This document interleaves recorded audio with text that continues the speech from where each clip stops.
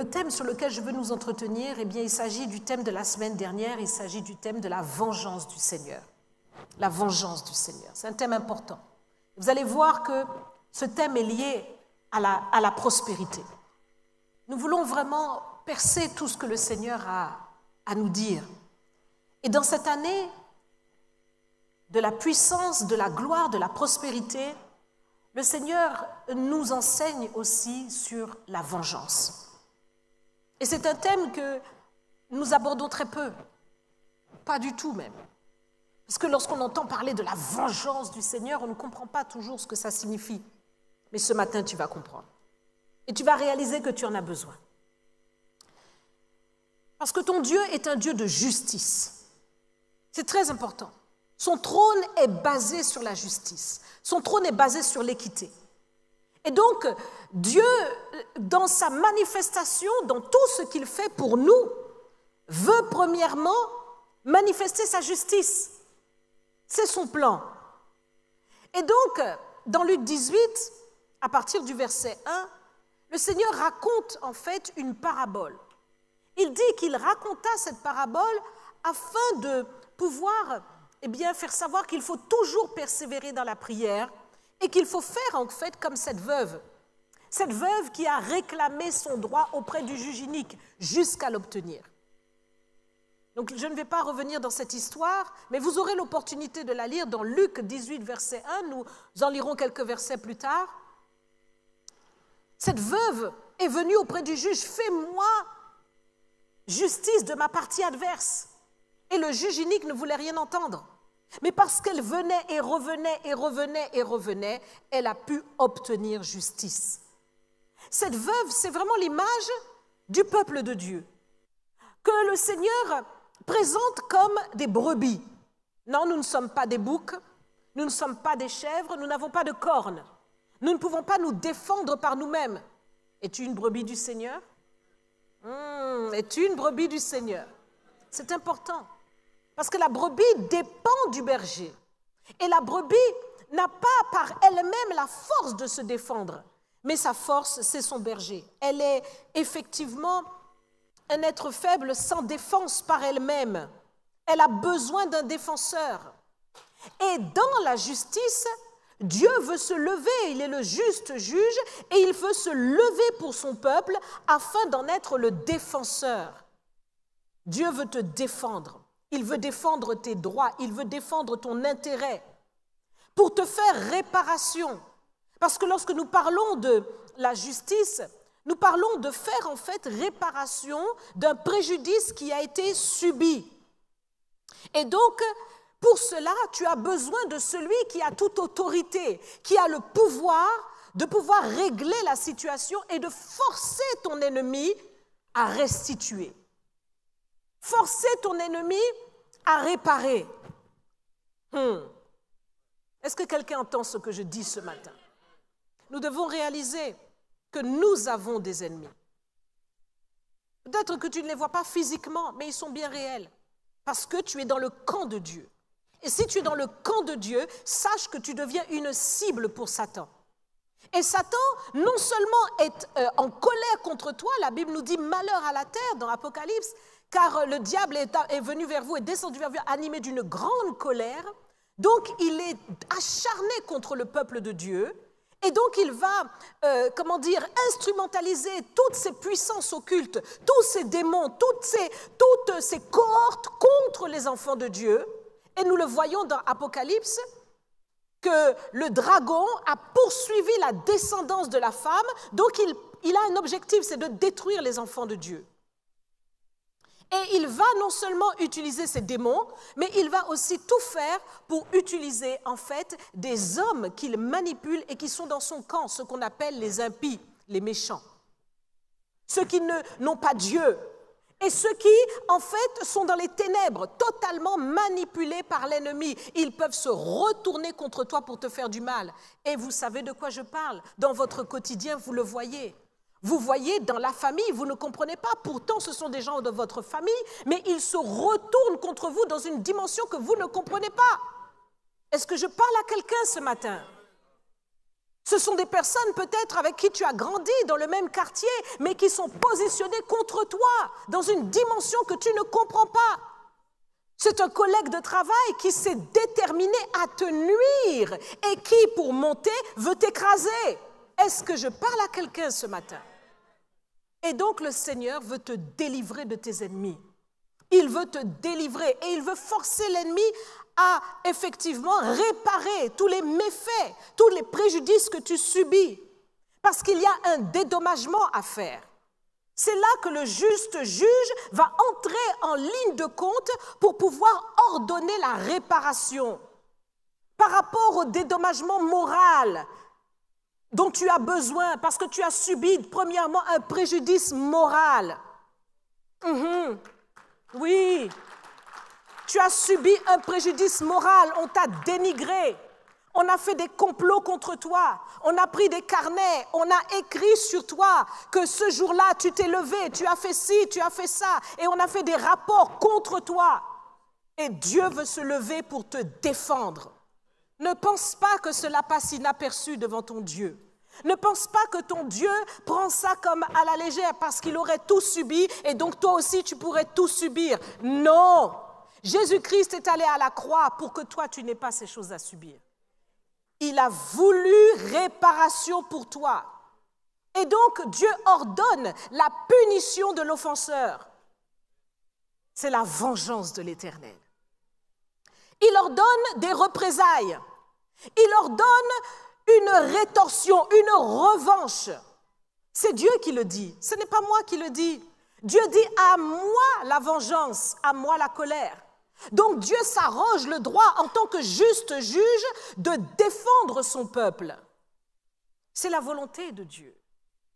C'est sa volonté de rétablir la justice et de payer à ses ennemis ce qui leur revient.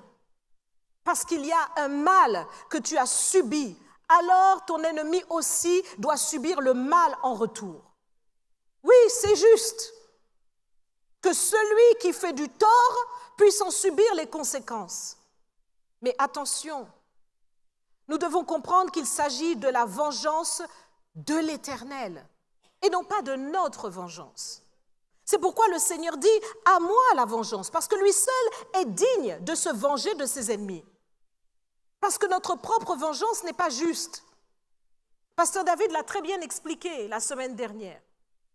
Notre propre vengeance n'est pas juste. Nous essaierions de faire, mais ça ne marche pas en fait.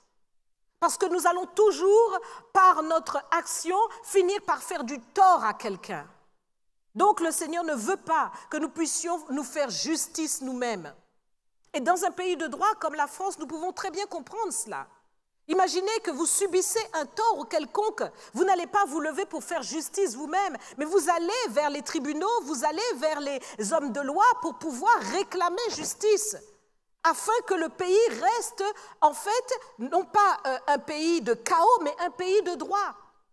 Que ça ne soit pas la loi du plus fort qui l'emporte, mais au contraire que ce soit véritablement le droit qui l'emporte. On sait combien ces choses sont limitées sur la terre. Mais elles sont inspirées de quelque part. Et Dieu est celui à qui la vengeance est véritablement, pour qui la vengeance est en fait une prérogative. Il est l'Éternel, le Dieu des vengeances. C'est lui. Et nous ne devons pas y toucher, mais le laisser faire. Laisse Dieu faire. Laisse Dieu prendre le contrôle. Laisse-le opérer ta vengeance. Tu en as besoin. Il te dit dans sa parole qu'il sera l'ennemi de tes ennemis. Il va se lever parce que Dieu l'a déterminé.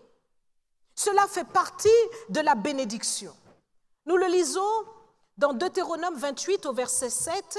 Il dit ceci: « L'Éternel te donnera la victoire sur tes ennemis, qui s'élèveront contre toi, ils sortiront contre toi par un seul chemin et ils s'enfuiront devant toi par 7 chemins. » Voyez, donc Dieu va faire quelque chose pour que tes ennemis qui déterminés montent contre toi fassent demi-tour.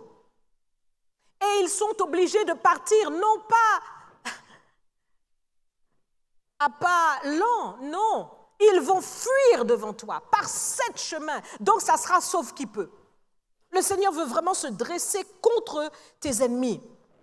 Lisons dans Exode 23 au verset 20, il nous est dit ceci. « Voici, j'envoie un ange devant toi pour te protéger en chemin et pour te faire arriver au lieu que j'ai préparé. Tiens-toi sur tes gardes dans sa présence et écoute sa voix. Ne lui résiste point parce qu'il ne pardonnera pas vos péchés, car mon nom est en lui. Mais si tu écoutes sa voix et si tu fais tout ce que je te dirai, je serai l'ennemi de tes ennemis et l'adversaire de tes adversaires. Mon ange marchera devant toi et te conduira chez les Amoréens, les Héthiens, les Phérésiens, les Cananéens, les Éviens, les Jébusiens, et je les exterminerai. » Voyez combien ils sont nombreux. Regardez combien ils sont nombreux. Les Amoréens, les Héthiens, les Phérésiens, les Cananéens, les Éviens et les Jébusiens. Ils sont nombreux. Et cela est une image aussi pour nous spirituellement parlant, car la Bible, ce qui était donné dans la Torah est l'ombre des choses à venir. Nous pouvons au travers de cela voir combien l'ennemi peut venir de toutes parts. Et aujourd'hui, l'ennemi agit. Tu peux nommer son nom. Ça peut être précarité, dette, divorce, dispute, colère, sorcellerie, envoûtement, méchanceté, maladie, donne son nom. Il vient de toutes parts, c'est l'ennemi. C'est l'image en fait du diable qui a 7 têtes et 10 cornes et qui instrumentalise aussi des gens contre toi, comme je le disais tout à l'heure. Donc le diable fait un travail. Et le Seigneur promet de se lever là contre tes ennemis. Mais pour cela, il faut être dans l'alliance. Dans l'alliance. C'est en s'appuyant sur cette alliance que le Seigneur se lève. Nous le voyons ici. J'envoie un ange devant toi pour te protéger, pour te faire arriver là où tu dois arriver. Mais attention, tiens-toi sur tes gardes en sa présence et écoute sa voix. Voyez? Donc il y a une relation avec Dieu. Il y a une relation avec l'Esprit de Dieu dans ta vie. Il y a une communion avec l'ange de l'Éternel. Ça veut dire que tu sais que tu n'es pas seul ici-bas. Tu vis dans ce monde naturel, mais il y a une dimension surnaturelle qui préside à ta vie, qui agit autour de toi. Et cette dimension surnaturelle, tu ne fais pas sans. Tu sais qu'il y a des anges dans ta maison, donc tu ne vas pas élever la voix, tu ne vas pas marcher n'importe comment.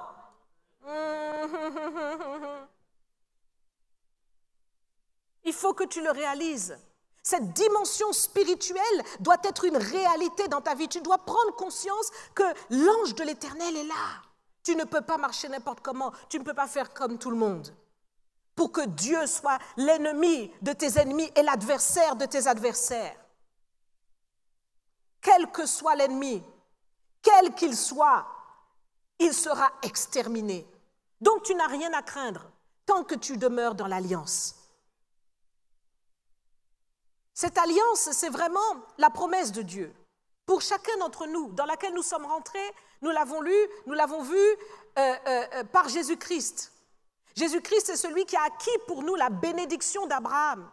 Donc désormais, nous avons la bénédiction d'Abraham en Jésus-Christ. Et notre Père, le Père des croyants, Abraham, lui-même a vécu la vengeance du Seigneur. Et nous devons vraiment voir comment cette vengeance a opéré en sa faveur pour comprendre comment le Seigneur opère aussi dans l'alliance pour nous délivrer. Nous voyons que dans Genèse chapitre 20, à partir du verset 1, Abraham, donc, en suivant le chemin que l'Éternel lui avait indiqué, s'est retrouvé à s'établir entre Kadès et Chour. Et il a fait un séjour à Guérar. Et donc, partout où Abraham passait, il disait de sa femme, qui était magnifique, très belle, c'est ma sœur. Parce qu'il avait peur, en fait, qu'on puisse lui faire du mal à cause d'elle. Alors, partout où il passait, il disait c'est ma sœur. Et voici que Abimélec, le roi de Guérar, a fait enlever Sarah parce qu'il l'a convoitée.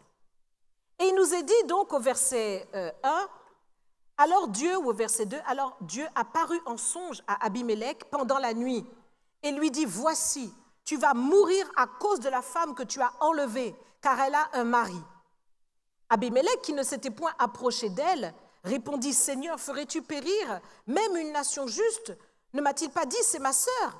Et elle-même ne m'a-t-elle pas dit, c'est mon frère? J'ai agi avec un cœur pur et avec des mains innocentes. Dieu lui dit en songe, je sais que tu as agi avec un cœur pur. Aussi t'ai-je empêché de pécher contre moi. C'est pourquoi je n'ai pas permis que tu la touchasses. Maintenant, rends la femme de cet homme, car il est prophète, il priera pour toi et tu vivras. Mais si tu ne la rends pas, sache que tu mourras, toi et tout ce qui t'appartient. Abimelech se leva de beau matin. Il appela tous ses serviteurs et leur rapporta toutes ces choses. Et ces gens furent saisis d'une grande frayeur. Abimelech appela aussi Abraham et lui dit, qu'est-ce que tu nous as fait et en quoi t'ai-je offensé, que tu aies fait venir sur moi et sur mon royaume un si grand péché? Tu as commis à mon égard des actes qui ne doivent pas se commettre. Et Abimelech dit à Abraham, quelle intention avais-tu pour agir de la sorte? Abraham répondit, je me disais qu'il n'y avait sans doute aucune crainte de Dieu dans ce pays et que l'on me tuerait à cause de ma femme. De plus, il est vrai qu'elle est ma sœur, fille de mon père. Seulement, elle n'est pas fille de ma mère, elle est devenue ma femme. Lorsque Dieu me fit errer loin de la maison de mon père, je dis à Sarah, voici la grâce que tu me feras dans tous les lieux où nous irons. Dis de moi, c'est mon frère. Abimelech prit des brebis et des bœufs, des serviteurs et des servantes, et les donna à Abraham, et il lui rendit Sarah sa femme. Abimelech dit, voici, mon pays est devant toi, demeure où il te plaira. Et il dit à Sarah, voici, je donne à ton frère 1000 pièces d'argent, cela te sera un voile sur les yeux pour tous ceux qui sont avec toi, et auprès de tous tu seras justifié.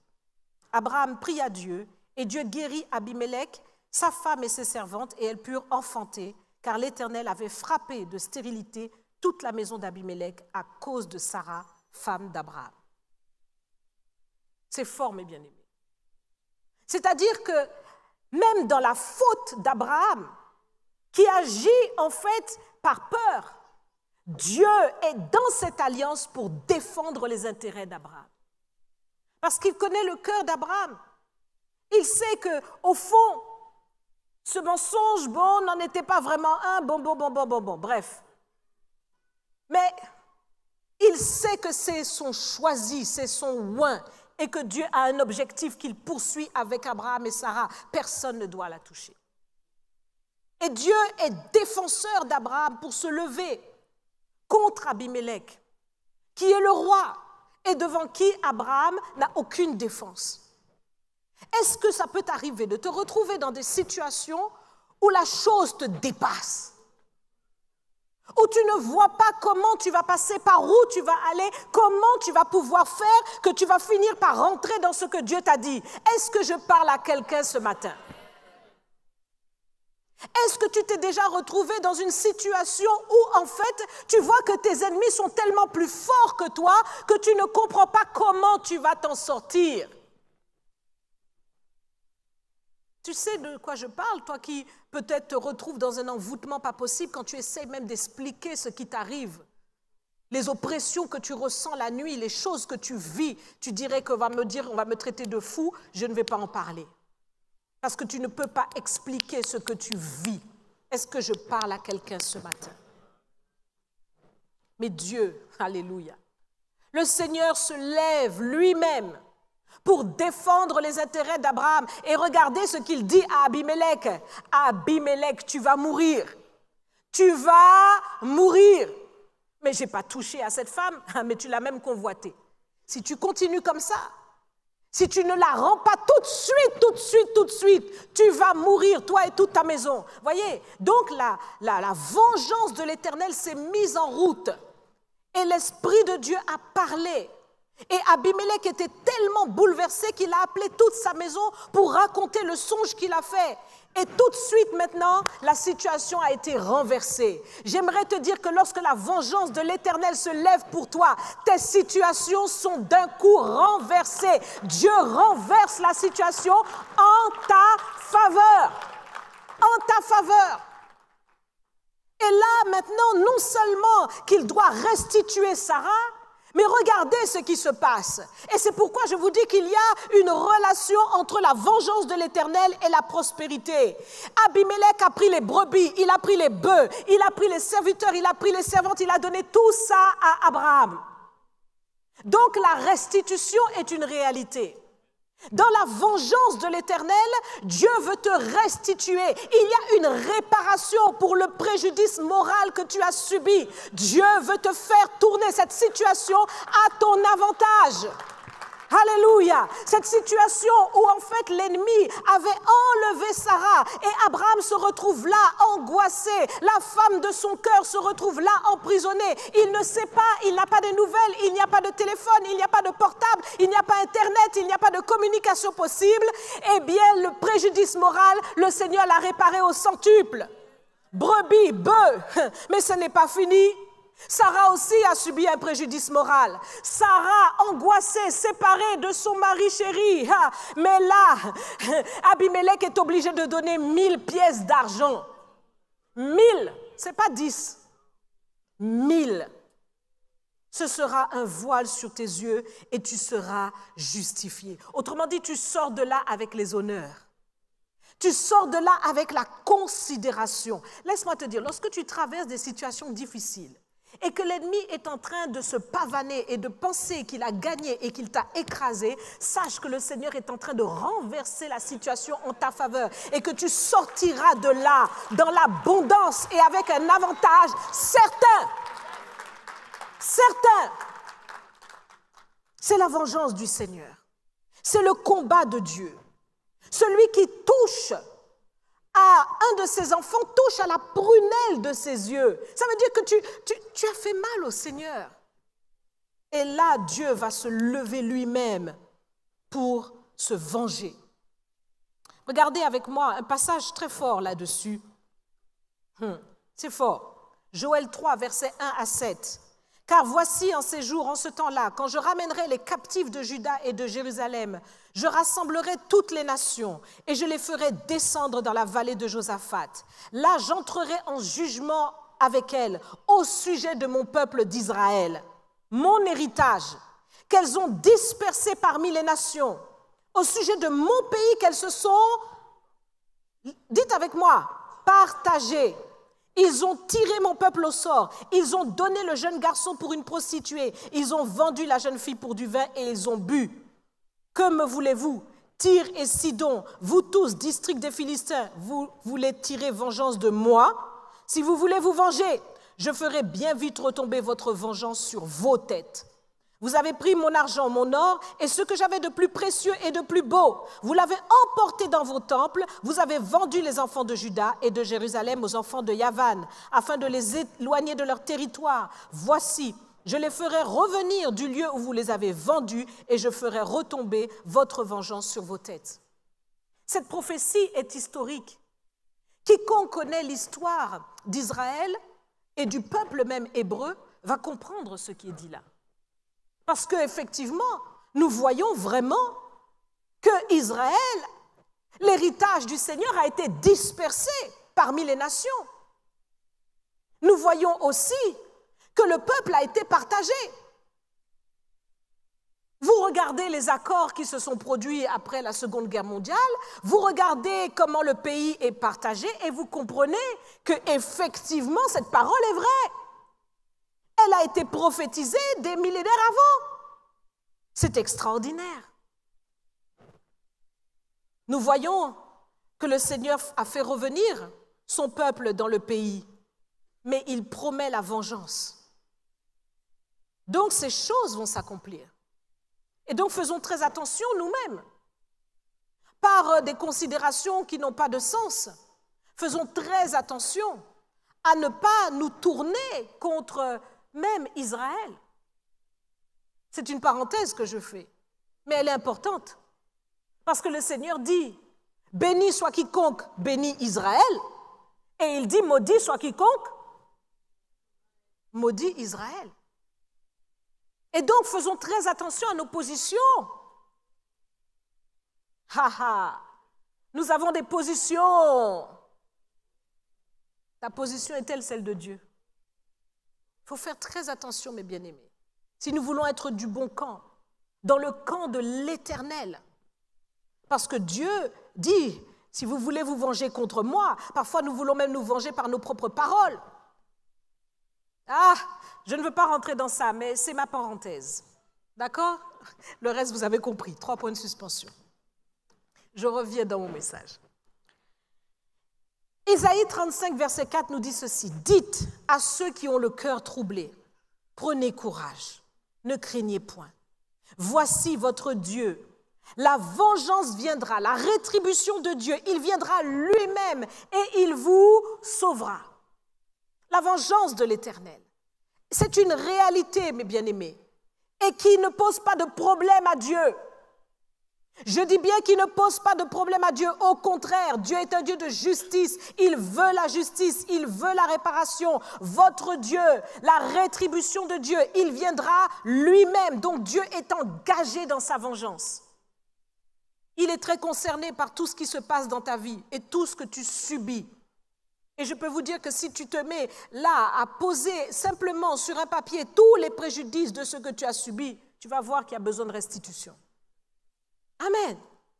Dans Ésaïe 63, verset 1, il nous est dit « Qui est celui qui vient d'Édom, de Bosra, en vêtements rouges, en habits éclatants, et se redressant avec fierté dans la plénitude de sa force? C'est moi, qui ai promis le salut, qui ai le pouvoir de délivrer.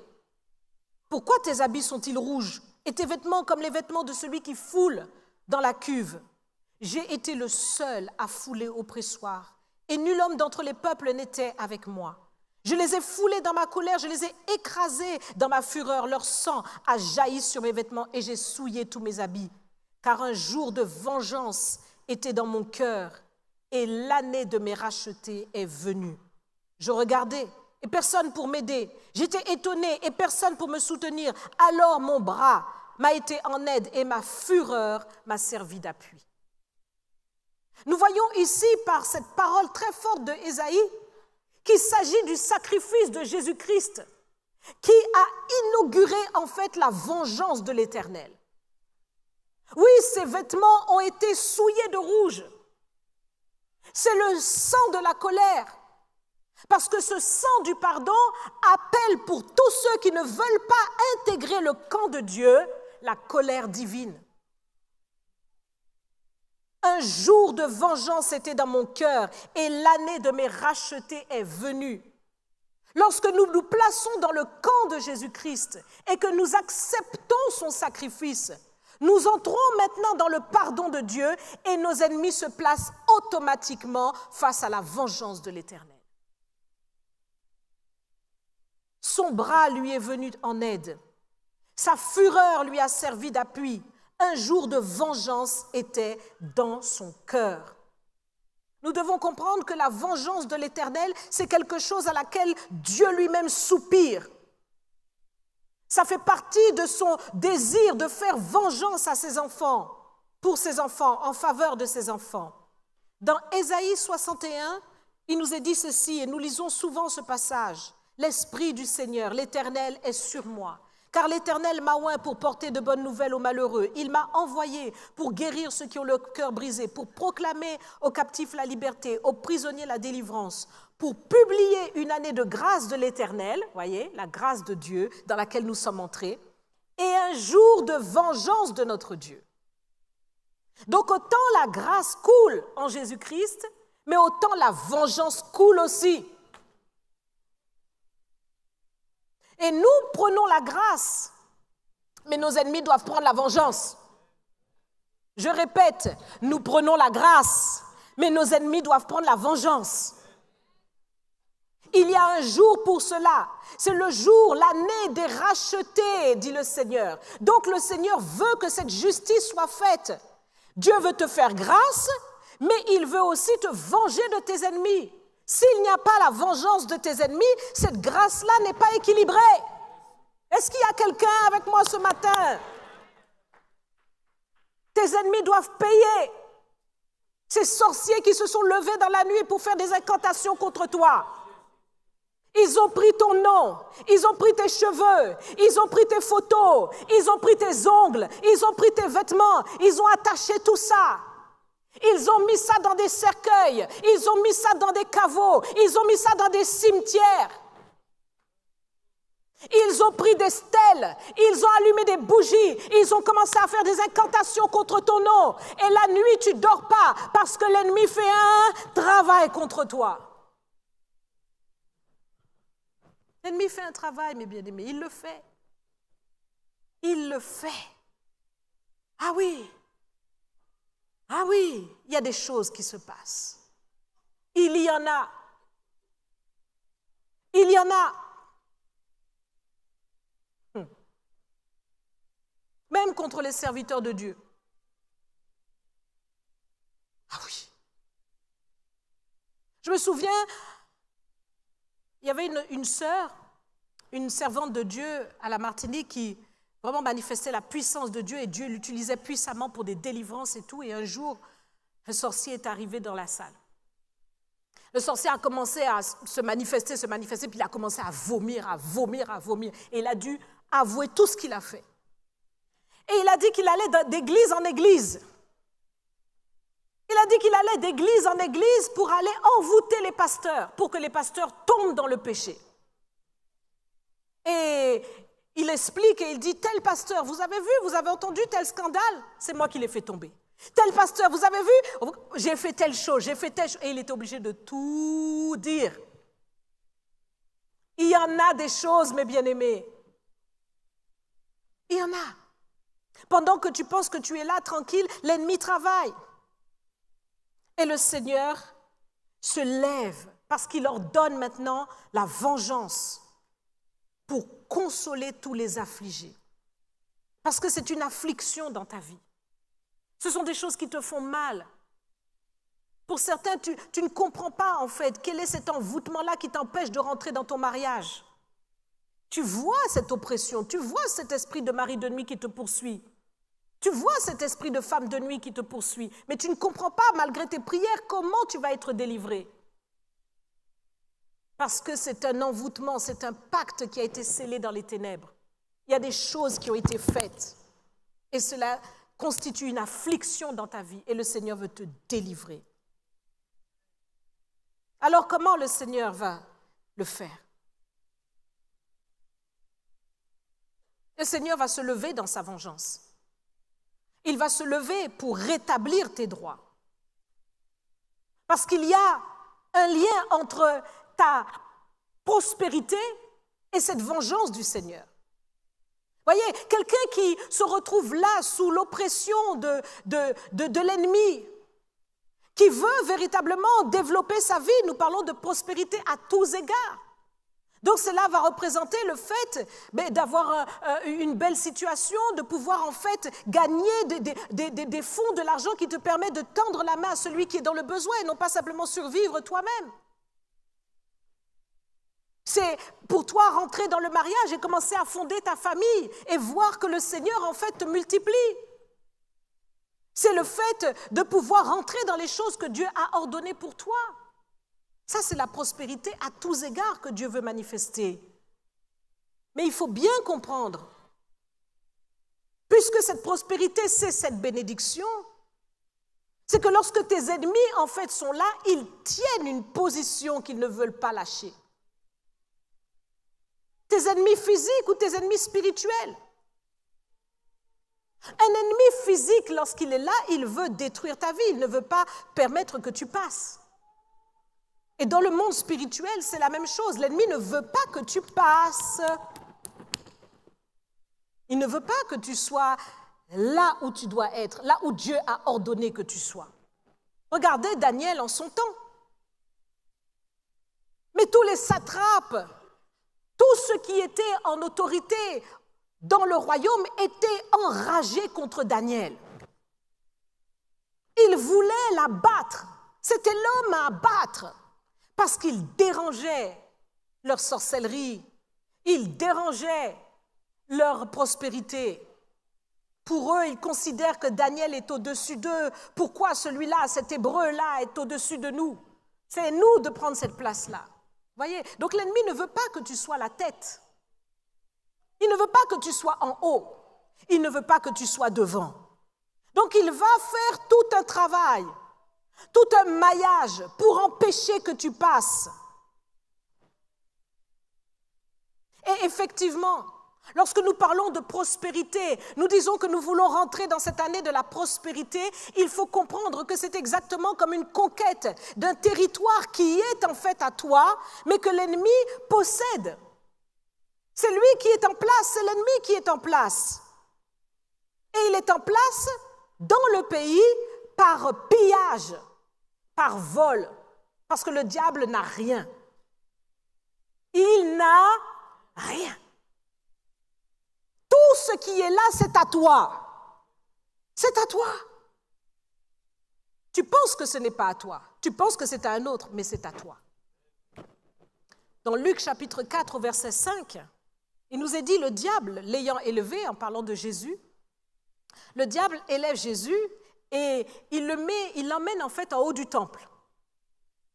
Et là, il lui montre en un instant tous les royaumes de la terre. Oh my God. Même ça, c'est toute une prédication. Parce que derrière ça, vous comprenez en fait que spirituellement parlant, voyez, Jésus est là sur le haut du temple physiquement, mais que spirituellement parlant, le diable plutôt lui permet de voir en un instant quelque chose.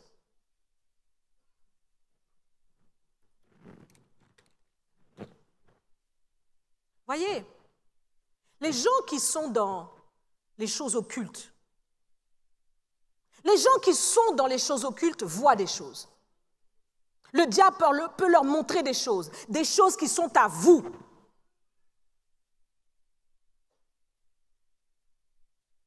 Les gens qui sont dans les choses de l'ennemi peuvent voir des choses qui sont à...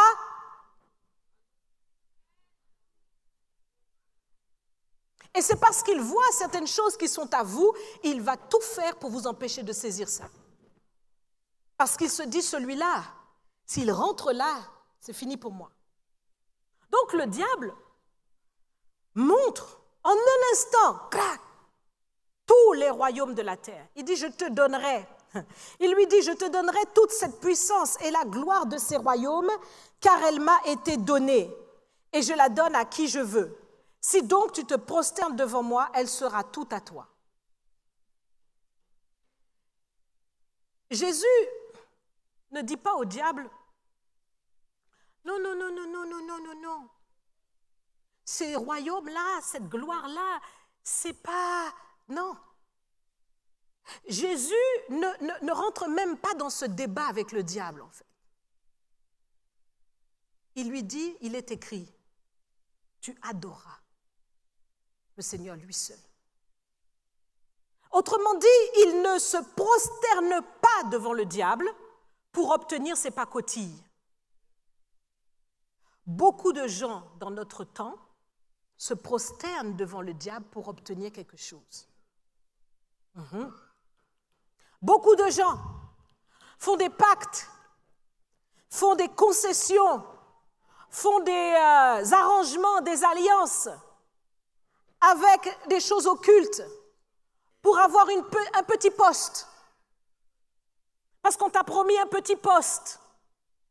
On t'a promis belle maison, belle voiture. On te dit, mais si tu es avec nous, tu auras tout. Et le pire, c'est que jusque dans l'église, ils font ça. C'est-à-dire qu'ils viennent voir les pasteurs. Ah, on dit tout aujourd'hui. Ils viennent voir les pasteurs. Et puis ils disent aux pasteurs, vous savez, si vous êtes avec nous dans notre fameuse alliance, confrérie, tout ce que vous voulez, vous allez tout avoir. On va tout vous donner. Hein. Vous aurez des salles, vous aurez tout ce qu'il faut.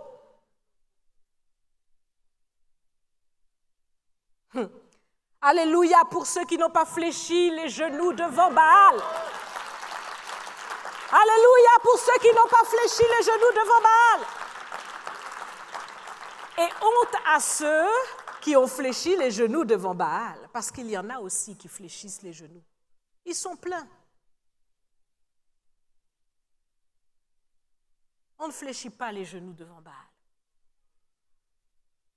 Nous ne cherchons pas les pacotilles du diable, mais nous sommes comme Jésus. Nous adorons le Seigneur lui seul et nous rentrons dans une dimension supérieure pour comprendre les choses. L'ennemi n'a rien. L'ennemi n'a rien. Il dit, ces royaumes-là, ils me l'ont donné. Non, tu l'as volé. Tu l'as volé? Ils ne t'ont pas donné. Tu les as trompés. Ça s'est passé, évidemment, vous le savez, dans le jardin d'Éden. Là, dans le jardin d'Éden, il s'est passé quelque chose. Le jardin d'Éden était vraiment un endroit merveilleux où il y avait de l'or, toutes sortes de pierres précieuses. Et je suis sûre que ces choses étaient même à la surface. Quand même, Dieu ne va pas demander d'aller creuser. Non, c'était, vous voyez, non, c'était là. Éden, magnifique. Toutes sortes de pierres précieuses, de l'or, tout ce que vous voulez. Et le diable, donc, a tout fait pour pousser Adam et Ève à désobéir à Dieu. Et qu'est-ce que Dieu a dit à Adam et Ève? Dieu a dit à Adam et Ève que désormais, vous allez transpirer pour tirer quelque chose d'un sol qui ne vous donnera que des épines et des ronces. Donc maintenant, la terre est maudite à cause de vous.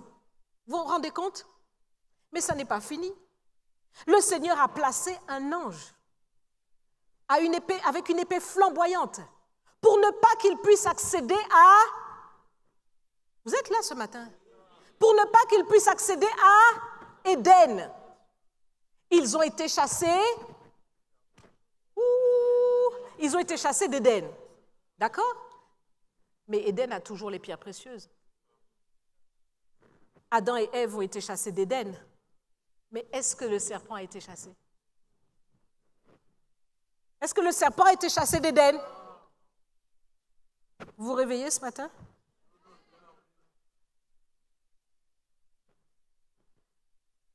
Amen.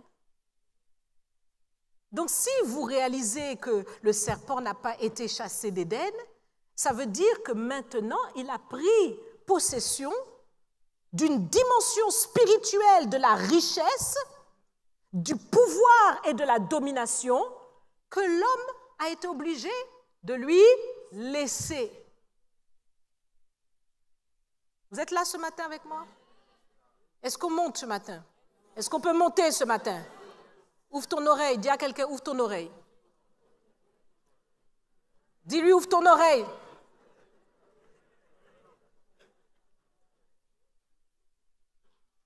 Donc Satan est là, dans le lieu de la domination, du pouvoir et de la richesse. Ça ne lui a pas été donné, il a volé, il l'a pris. Et lui, il est là. Et l'homme est en dehors de cette dimension, n'a plus accès à Éden. Donc, tu trimes. Tous les jours, tu te bats et tu te débats pour essayer d'avoir un peu quelque chose. Et Dieu, ton Père, n'a pas changé. Il dit dans sa parole, et nous pouvons le lire dans Agée chapitre 2, verset 3, il dit « L'argent est à moi et l'or est à moi, dit l'Éternel des armées. » Donc Dieu qui est toujours Dieu, il est toujours le Seigneur. Malgré tout ce que le diable a fait sur la terre, il est toujours le Seigneur. C'est-à-dire, quand nous parlons de Seigneur, nous parlons du propriétaire. Vous voyez, le Seigneur, c'est quand on avait, en France, on connaît bien ça, c'était le pouvoir féodal. Et donc, le Seigneur, c'est le propriétaire de la terre. C'est lui qui possède en fait toute la terre, tout le fief de la terre. C'est ça le Seigneur. Et quand nous disons que Jésus-Christ est Seigneur des seigneurs, ça veut dire qu'il est le propriétaire des propriétaires. C'est lui qui possède tout, c'est lui qui possède tout, c'est lui à qui revient toute la domination. Donc le diable n'a qu'à s'agiter là-bas. Mais Dieu est toujours propriétaire de tout. L'ange est toujours... L'ange à l'épée flamboyante est toujours devant Éden pour empêcher à l'homme de revenir. Mais sauf que le Seigneur qui est propriétaire de tout, n'est-ce pas, a fait de toi le co-héritier de Christ. Il a fait de toi le co-héritier de Christ. C'est-à-dire que Jésus, en allant à la croix, a tout récupéré. Il a pris ça pour toi, il a pris ça pour moi, et désormais tu es co-héritier de Christ. Donc tu passes dans une dimension supérieure et tu n'as plus besoin de passer par l'ange parce que maintenant Éden t'appartient. Oh, alléluia! Acclame le Seigneur. Éden est à toi. Éden est à toi. Éden est à toi, le lieu de la domination, du pouvoir et de la richesse. C'est à toi. Sauf que tu ne le sais pas. L'homme dans les ténèbres ne le sait pas. Et même le croyant qui n'est pas renouvelé et qui n'a pas cette connaissance ne le sait pas. Donc il va toujours trimer comme Monsieur Lambda. Vous êtes là ce matin? Et Satan donc va essayer de séduire ce monde. Il le séduit d'ailleurs, puisque le monde entier gît sous la puissance du diable, et les gens font tout, les Illuminati, tout ce que vous voulez, j'en passe et des meilleurs, font toutes sortes de pactes pour essayer d'avoir quelque chose, les pacotilles du diable qui vont les emmener en enfer. Mais en fait, le diable n'a rien. Tout ça, c'est à toi. Puisque tu es co-héritier de Christ, tu possèdes Éden. C'est à toi. Regardez, dans Hébreux chapitre 1, versets 1 à 2, après avoir autrefois, à plusieurs reprises et de plusieurs manières, parlé à nos pères par les prophètes, Dieu dans ces derniers temps nous a parlé par le Fils, qu'il a établi héritier de, dites avec moi, de toutes choses, par lequel il a aussi créé le monde. Il est héritier de tout. Et dans Romains chapitre 8 au verset 16, l'Esprit lui-même rend témoignage à notre esprit que nous sommes enfants de Dieu. Or, si nous sommes enfants de Dieu, nous sommes aussi héritiers, héritiers de Dieu et co-héritiers de Christ. Si toutefois nous souffrons avec lui afin d'être glorifiés avec lui. Donc, lorsque nous rentrons en Jésus-Christ, Jésus-Christ qui possède tout et qui est le Seigneur, nous rend aussi héritiers de tout ce qu'il a. Tout ce qui est à lui est à nous. Amen. Donc l'ennemi est en position. Satan n'est pas chassé d'Éden, mais il est dans ce lieu spirituel, invisible mais bien réel, qui est le lieu du pouvoir, de la domination et de la richesse. Et toi, ce qui est important pour toi maintenant, c'est de pouvoir comprendre que tu dois dominer sur tes ennemis, tous les ennemis spirituels, Satan et toutes ses cohortes, mais aussi tous ceux qu'il instrumentalise. Tu dois pouvoir marcher sur toute la puissance de l'ennemi pour que rien ne puisse te nuire et que tu puisses récupérer ce qui est à toi, que le territoire qui t'appartient, que l'héritage que Dieu a ordonné sur ta vie, que tu puisses le posséder. Amen. Nous le voyons. Quand je vous ai dit tout à l'heure qu'il y a les Héviens, les Jébusiens, les Phérésiens, les Cananéens, les Amoréens, l'ennemi possède le territoire. Et il pense que c'est à lui, puisqu'ils sont en position. Alors regarde tout autour de toi. Regarde tout autour de toi et vois, spirituellement parlant, qu'est-ce que Dieu t'a donné parmi tout ça. Parce que tout ça, il y a des choses qui sont à toi dedans. Tu ne le vois pas. Tu penses que c'est aux autres, mais c'est à...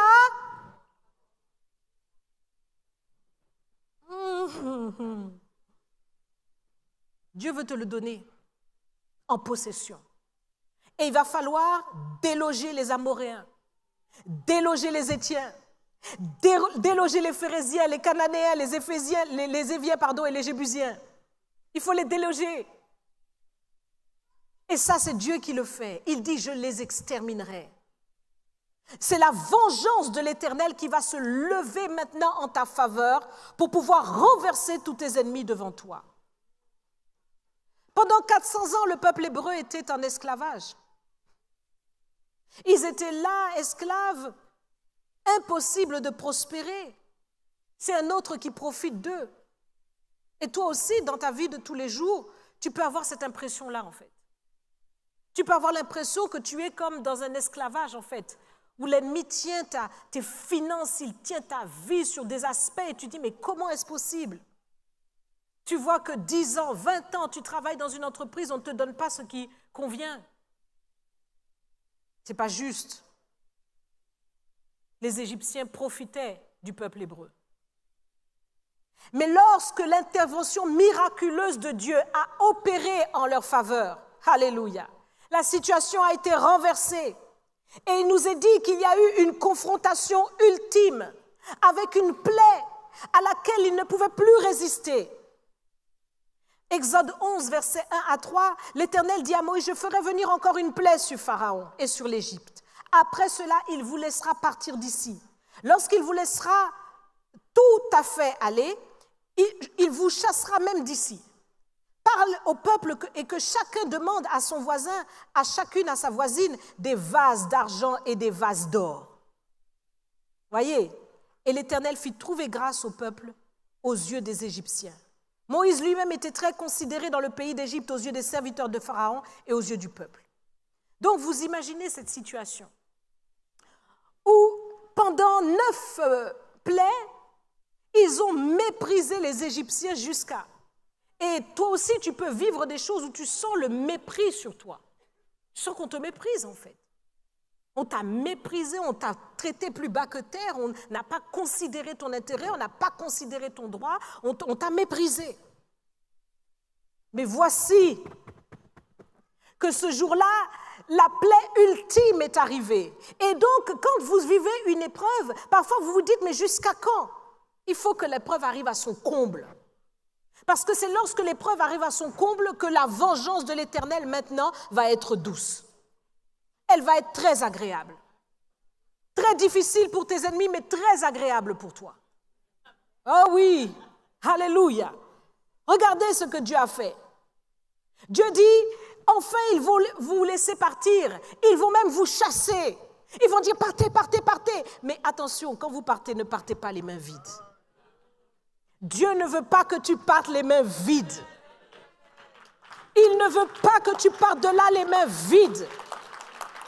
Tu vas prendre les vases d'argent, tu vas prendre les vases d'or, tu vas prendre tout ce qu'il faut et tu pars tranquille parce que le Seigneur lui-même assure ton lot. Oui.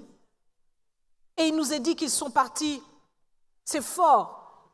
L'Éternel, dans Exode 12, versets 30 à 37, nous avançons parce qu'on doit aller plus vite. Ils enveloppèrent les pétrins dans leurs vêtements et les mirent sur leurs épaules. Les enfants d'Israël firent ce que Moïse avait dit et ils demandèrent aux Égyptiens des vases d'argent et des vases d'or et des vêtements. L'Éternel fit trouver grâce au peuple aux yeux des Égyptiens qui se rendirent à leur demande. Alléluia. Donc vous voyez qu'à un moment donné, quand tu vas réclamer parce que la vengeance de l'Éternel agit en ta faveur, on te donnera tout ce que tu vas demander. Tout. Et donc, quand on a parlé d'assurance ce matin, c'est ça. Ne sois pas intimidé. Réclame avec assurance parce que ton Dieu est avec toi. Réclame l'augmentation, réclame la prime, réclame tout ce qu'il faut. Réclame. Réclame bien. Indemnité. Réclame. Voyez, ils ont réclamé et l'Éternel fit trouver grâce. Donc tu dois comprendre ce que signifie la vengeance. Dieu est avec toi. Dieu est vraiment avec toi et il est dans cette affaire-là. Donc ne pense pas que tu déranges lorsque tu vas demander un peu. Non, tu ne déranges pas, c'est pour toi. C'est à toi. Il a payé pour ça. C'est à toi. Amen. Réclame ce qui est à toi. C'est la restitution où Dieu va forcer l'ennemi à tout lâcher dans ta main.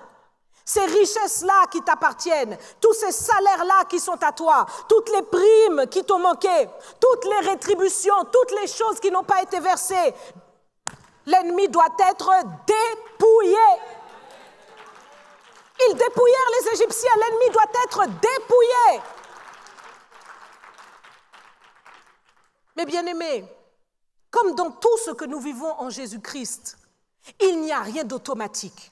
Dis avec moi, il n'y a rien d'automatique. Les choses de Dieu, ce n'est pas les choses des fainéants. Ce n'est pas les choses des paresseux. Cette vengeance de l'Éternel, il faut la demander. Il faut la demander. Dans Luc 18, versets 7 à 8, donc je vous ai expliqué cette parabole que le Seigneur a donnée pour dire qu'il faut toujours prier et ne pas se relâcher. Voyez? Donc, 18 verset 1, il dit qu'il donna cette parabole pour dire qu'il faut toujours prier. Et quand il explique, cette parabole-là précisément appelle la vengeance de l'Éternel. Cette veuve vient jour et nuit devant le juge pour demander « Fais-moi justice de ma partie adverse. Fais-moi justice. » Elle vient, elle vient, elle vient. Et le Seigneur dit au verset 7 « Et Dieu ne fera-t-il pas justice à ses élus qui crient à lui jour et nuit et tardera-t-il à leur égard? Je vous le dis, il leur fera promptement justice. » Voyez, promptement. Promptement, Dieu veut te faire justice promptement. Promptement. Il y a une réparation dont tu as besoin.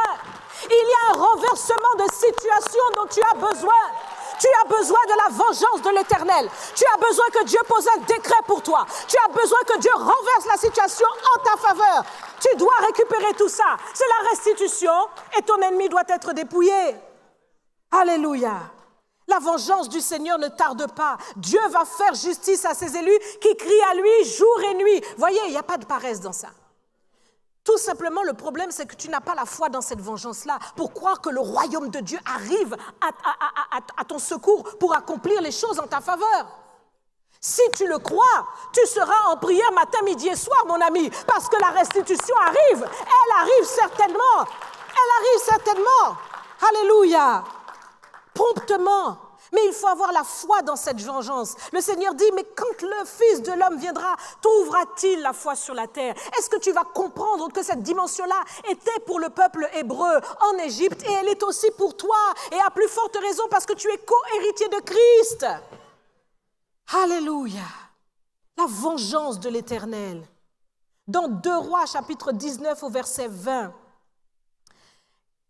Avant que je lise ce verset pour situer dans le contexte, nous avons un roi, le roi Sanchérib, roi d'Assyrie, qui se présente, qui se moque, qui envoie ses émissaires pour dire à Ézéchias que là, c'est terminé pour toi. On va détruire le royaume, on va tout faire, on va récupérer Jérusalem, on va vous détruire comme on a détruit les autres pays et tout.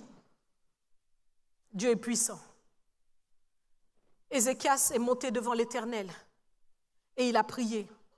Il a présenté toutes les lettres de réclamation de Sanchérib. Il s'est prosterné devant Dieu dans le temple. Il a crié à l'Éternel. Il a invoqué, mes bien-aimés. Il a invoqué. Il a demandé la justice de l'Éternel. Et voici.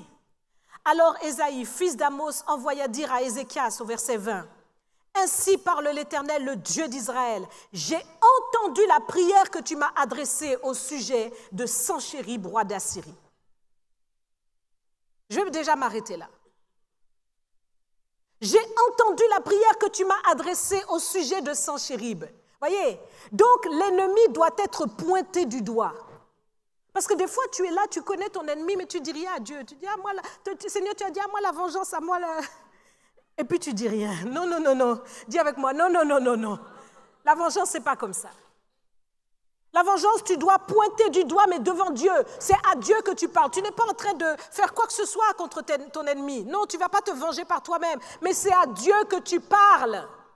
Tu parles à Dieu. Voici, Seigneur, regarde. Le roi d'Assyrie nous menace. Il veut emmener toutes ses troupes contre nous. Et nous sommes comme, nous sommes démunis face à cette multitude qui se lève contre nous. Il fait sa prière. Il dit, vois ces rois païens qui n'ont aucune crainte de l'Éternel. Comment vont-ils menacer le camp de l'Éternel? N'avons-nous pas un Dieu? Où est le Dieu qui fait des miracles et des prodiges, etc. J'ai entendu la prière que tu m'as adressée au sujet de Sanchérib. Toi aussi, tu as une prière à adresser à Dieu au sujet de ta partie adverse. Peut-être que c'est ton patron, peut-être que c'est ton collègue, peut-être que c'est ton voisin, peut-être que c'est ta famille, peut-être, je ne sais pas c'est qui. Ce n'est pas avec méchanceté, mais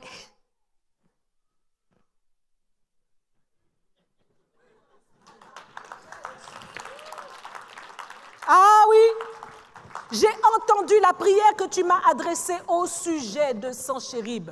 Voilà la parole que l'Éternel a prononcée contre lui. Voyez, il s'agit pour Dieu, Dieu ne s'agite pas. C'est un roi, c'est un seigneur. Il s'agit qu'il prononce juste une parole, c'est réglé. Alléluia. Une parole de Dieu et c'est réglé. Elle te méprise, elle se moque de toi, la vierge fille de Sion. Elle hoche la tête après toi, la fille de Jérusalem. Et il dit que par le même chemin qu'il est venu, il repartira et il sera détruit là-bas. C'est ce que le Seigneur a ordonné. Il a ordonné qu'il va repartir, il va venir comme ça, il va faire comme un tour, comme une épingle, il va repartir aussi sec. Et c'est ce qui s'est passé. C'est exactement ce qui s'est passé. Dans 2 Rois, chapitre 19, au verset 35, il nous est dit, cette nuit-là, l'ange de l'Éternel sortit et frappa dans le camp des Assyriens 185 000 hommes.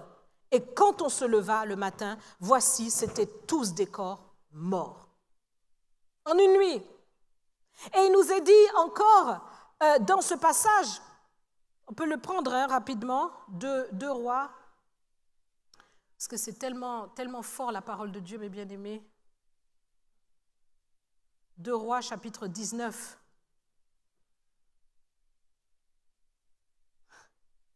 C'est fort. Verset 32. Le Seigneur dit, c'est pourquoi ainsi parle l'Éternel sur le roi d'Assyrie, il n'entrera point dans cette ville. Il n'y lancera point de trait, il ne lui présentera point de bouclier, et il n'élèvera point de retranchement contre elle. Il s'en retournera par le chemin par lequel il est venu, et il n'entrera point dans cette ville. Dit l'Éternel, je protégerai cette ville pour la sauver à cause de moi et à cause de David, mon serviteur. Et il nous est dit donc cette nuit-là que l'ange a frappé donc les 185 000 hommes. Tout le matin, donc c'était tous des corps morts. Et au verset 36, alors Sanchérib, roi d'Assyrie, leva son camp et partit et s'en retourna. Et il resta à Ninive. Et regardez au verset 37, or comme il était prosterné dans la maison de Nisroch, son Dieu, Adramélec et Charetser, ses fils, le frappèrent avec l'épée et s'enfuirent au pays d'Ararat. Donc vous voyez que Dieu a des méthodologies pour régler la situation de vos ennemis d'une manière qui dépasse l'entendement. Sanchérib n'a pas de crainte. Après tout ce qui s'est passé, il continue dans ses enchantements, dans sa sorcellerie, dans tout son travail occulte. Et c'est auprès de son Dieu Nisroch qu'il continue de se prosterner. Et bien c'est là qu'il a trouvé son dernier souffle. Mais bien aimé, tué par ses propres fils, cela doit vraiment vous interpeller sur la puissance de la vengeance de l'Éternel. Dieu dit et il le fait. Mais maintenant, ce qu'il nous dit à nous, c'est qu'il ne tardera pas pour nous faire justice. Et lorsqu'il va le faire, nous prendrons possession du pays. Il va renverser nos ennemis. Nous aurons accès à ce à quoi nous n'avions pas accès. Regardez le peuple d'Israël, lorsqu'ils sont sortis avec les vases d'or et d'argent. Au début, lorsqu'ils étaient dans ce grand territoire affreux, désertique, ils n'ont pas compris la valeur de cet or. Mais après, dis à quelqu'un, mais après, il y a des choses que tu vas récupérer. Tu ne vas même pas comprendre en fait la valeur de ces choses au début, mais c'est après que tu comprendras, tu vas dire, ah vraiment Dieu avait un plan. Tu comprendras que Dieu avait un plan et que c'est tombé au bon moment. Donc ne t'inquiète pas des choses que tu es en train de souffrir, mais réalise maintenant que la restitution de ton Dieu doit se produire. Ton Dieu doit te venger de tes ennemis et il faut véritablement qu'il se lève. Et c'est à toi maintenant de réclamer ces choses. Cela fait partie de ta bénédiction, cela fait partie de la prospérité. Pour que tu arrives, il faut que tes ennemis soient renversés. Pour que tu prennes possession du territoire, il faut que tes ennemis soient anéantis. Et donc tu as besoin de la vengeance de l'Éternel, qu'il se lève pour toi, que ces ennemis se dispersent, que tous tes ennemis soient renversés et qu'ils restituent au centuple tout ce qu'ils t'avaient volé. C'est à toi. Amen. Et si tu comprends ces choses, plus rien ne sera comme avant, parce que ta prière va être ciblée. Une prière ciblée. Voyez, nous ne prions pas des prières qui n'ont pas de sens, mais ta prière doit être ciblée. Tu as besoin de la vengeance de l'Éternel, parce que ton ennemi s'est pavané sur la situation. Mais maintenant, il est temps de parler à Dieu sérieusement de cela pour qu'il règle le problème. Amen. Est-ce que tu es d'accord avec moi? Est-ce que tu as compris ce que je suis en train de dire? Oui. Il doit restituer. Et il va restituer jusqu'au dernier centime. Si tu as compris, mon bien-aimé, lève-toi, mets-toi debout et nous allons invoquer le Seigneur. Nous montons. Nous comprenons que c'est à nous Nous ne lorgnons pas après les miettes du diable, mais nous voulons ce qui est à nous. Il y a des choses qui sont à toi, et c'est ça que tu dois posséder. Répète ces quelques paroles après moi. Seigneur Jésus, j'ai entendu ta parole, et je réalise que tu as fait de moi un co-héritier de Jésus-Christ. Je réalise que l'ennemi s'était pavané sur mon héritage. Mais c'est un voleur, c'est un pilleur, c'est un destructeur. Sa place, c'est dans les lieux arides. Sa place, c'est sous mes pieds. Et par l'autorité que tu me donnes, aujourd'hui, je rentre dans la possession de mon héritage. J'accepte pleinement de me tenir comme l'élu de Dieu pour réclamer la justice qui m'est due, pour que la réparation de tout préjudice dans ma vie soit faite. Tu tournes toute situation à mon avantage. Tu accomplis au-delà de tout ce que je pense ou demande. Vois mes ennemis. Ils s'étaient levés contre moi. Ils s'étaient ligués contre moi. Ils s'étaient associés contre moi. Ils avaient comploté contre moi.